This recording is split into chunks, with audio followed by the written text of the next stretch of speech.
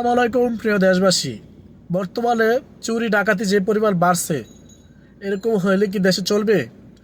আমাদের যিনি প্রধান ডক্টর ইউনূস স্যার কেন এগুলার দিকে উদ্যোগ নিচ্ছে না?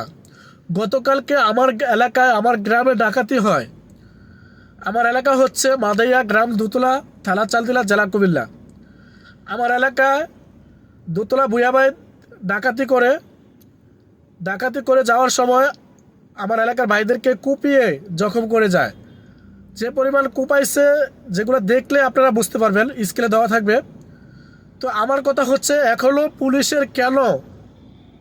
পুলিশ ঘটনাস্থলে কেন আসে নাই? পুলিশে কেন এত হেলদি কাজ করতেছে? বাংলাদেশ যে বাংলাদেশের যে প্রধান, ওনাকে আমি বলতেছি, ডক্টর ইউনূস স্যারকে বলতেছি, যেন আমাদের প্রশাসন আগের মতো ফিরে যায়, এদিকে যেন লক্ষ্য রাখে। প্রশাসন একদম হেলদি কাজ করতেছে, প্রশাসন আগের মতো কাজ করতেছে না কেন? বাংলাদেশ প্রশাসন কি বেতন দেওয়া হচ্ছে না?